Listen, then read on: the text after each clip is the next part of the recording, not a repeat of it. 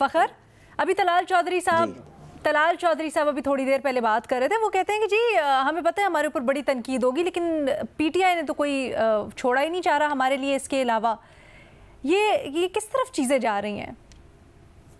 अलीना, मैंने शुरू में भी कहा कि ये जो हुकूमत की तरफ से ये इकदाम उठाया गया है, ये शायद बड़ा डेस्परेशन में उठाया गया है और वो शायद ये समझते हैं कि उनको अदालतों से भी कोई रिलीफ नहीं मिल रहा। हुकूमत को ये तमाम तर जो केसेस के फैसले हैं वो पीटीआई के हक़ में हो रहे हैं, फिर दूसरी तरफ से पीटीआई भी उसी हिसाब से अग्रेसिव हो रही है। तो शायद ये उस तनाजुर में ये अब वज़रा जो वो कहना चाह रहे हैं कि उनके पास कोई वो ऑप्शन ही दूसरा नहीं है। जहाँ तक आपने आर्टिकल 6 के हवाले से बात कर रही थी, देखें ये इतना आसान होता ना, तो ये जिस तरह आपने बताया कि 18 माह या 19 माह हो गए हैं, तो ये पहले ही इनिशिएट हो चुका होता है। ये जो अप्रैल 2022 वाली जो जजमेंट सुप्रीम कोर्ट की थी, उसके बाद मेरा ख्याल है कि ये सियासी जमातें भी ये इस तरह जो है वो हतुल इम्कान उनकी, फिर मैं वही कहूँगा कि ये कोशिश होती है कि ये इस तरह के जो आर्टिकल 6 वाला जो संगीन गद्दारी वाला है, रीमा जिस तरह कह रही थी कि ये जो आर्टिकल जो उसके हवाले से वायलेशन है आइन की, उसके लिए कोई और मुख्तस की जानी चाहिए सज़ा।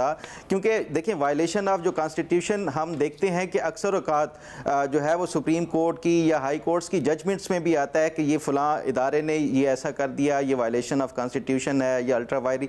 तो इस तरह के मेरा ख्याल है कि ये इसके लिए अलहदा से हुकूमत को कानून साजी बिल्कुल करनी चाहिए और ये कोई डेलिब्रेटली इस तरह वो करता है। तो लेकिन एक चीज़ बताएं, हमने पहले भी देखा इस तरह के बड़े बयान होते हैं, बहुत सी चीज़ें हुकूमत ने कहीं इमरान खान के केसेस से मुताल्लिक भी, लेकिन जब अदालतों में जाते हैं तो पूरा का पूरा इनका केस फुस हो जाता है, कुछ नहीं निकलता उसके अंदर से। क्या आपको लगता है ये ऐलान भी उसी तरह से इसका नतीजा होगा, या फिर इस दफ़ा हुकूमत ने कोई होमवर्क किया है, कोई थॉट प्रोसेस है इसके पीछे?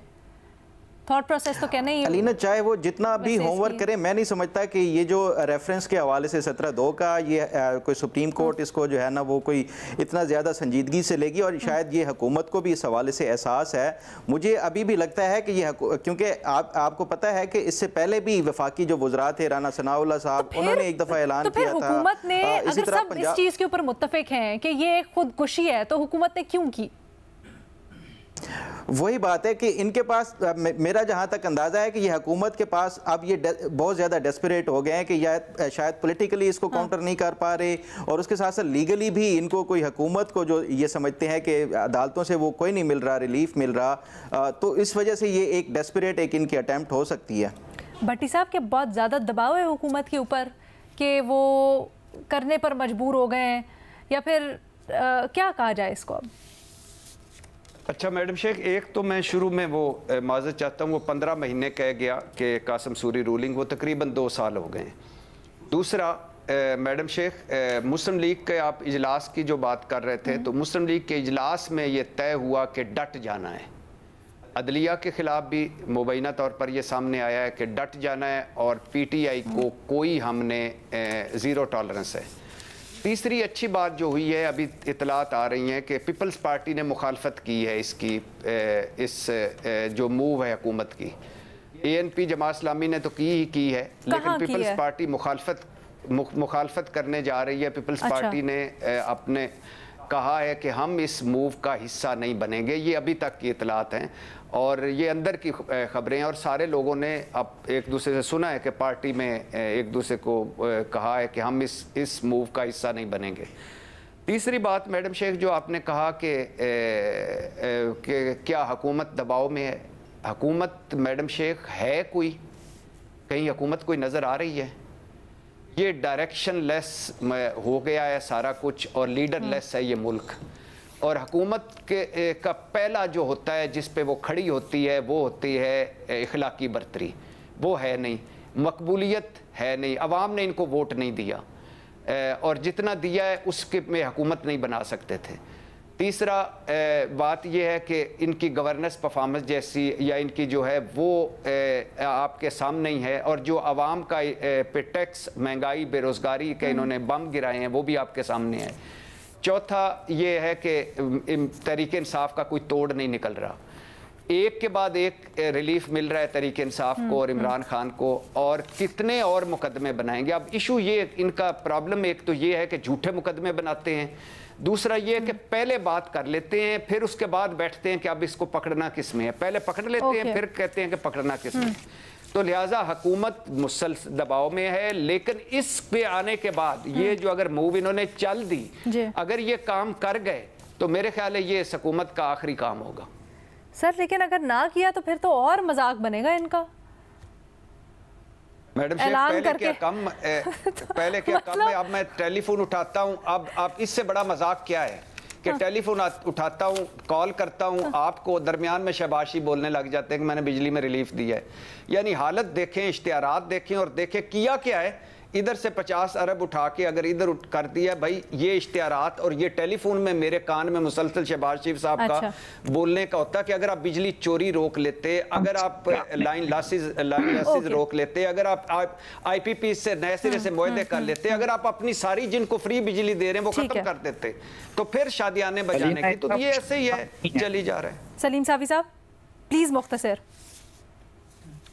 देखिए मेरे ख्याल में उन्होंने सिर्फ आपको रिपोर्ट कार्ड के लिए 1-2 दिन के लिए मौजू दे दिया है, और जो मुखालफत सामने आई है उसके बाद जो है 1-2 दिन बाद वो या तो कह देंगे कि जी वो मियां नवाज शरीफ साहब ने बहुत बुरा मनाया और उसने कहा कि ये पाबंदी का केस वापस ले लें, या फिर काबीना से वो आप कर देंगे कि जी काबीना ने उसे बुरा मनाते। अगर मरियम नवाज काबीना एम्बैरेसमेंट की बात होगी सर अगर वजीर इत्तला एक, लेकिन मुझे ये बताएं कितनी शदीद एम्बैरेसमेंट की बात होगी हुकूमत के लिए, वजीर इत्तलात आपका ऐलान कर देते हैं पूरी दुनिया के सामने बैठ के और उसके बाद कहे कि जी सॉरी इजाज़त नहीं मिली, ये नहीं हुआ, वो नहीं हुआ, गो कि बिल्कुल गलत मूव है।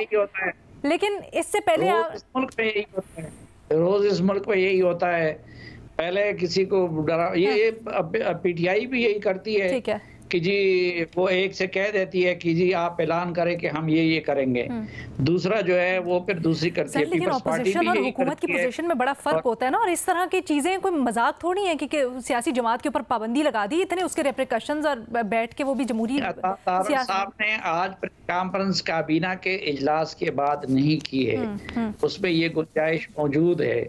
तो आपको कितना इम्कान लग रहा है कि ये नहीं होगा, मटीरियलाइज नहीं होगा ऐलान? मेरे ख्याल में ये मटीरियलाइज नहीं होगा, और इसको जो है जितनी मुखालफत सामने आई है, शायद उन्होंने एक टेस्टर के तौर पर सामने वो रखा था कि क्या लोगों का रिएक्शन आता है। जो रिएक्शन आ गया उसके बाद आप देखेंगी कि या तो ये कहा जाएगा एक दिन कि जी मियां नवाज शरीफ साहब ने कह दिया कि जी ये काम ना करें इसलिए हम नहीं करते, या काबीना की तरफ से कह दिया जाएगा कि ये काम नहीं होना चाहिए। अगर ऐसा हुआ तो उसके ऊपर तो वाकई में फिर बहुत सारे कुछ कहने को भी है, सवालात भी हैं, फिर आगे जाकर इसके ऊपर बात करते हैं। प्लीज जरा वाइंड अप कर लीजिए। पहले करने की बात हो सकती है जो वो वाला है, और शायद जो असम्बली की तहलील से मुतालिक है उसके मुताबिक भी अदालत से रुजू किया जाएगा।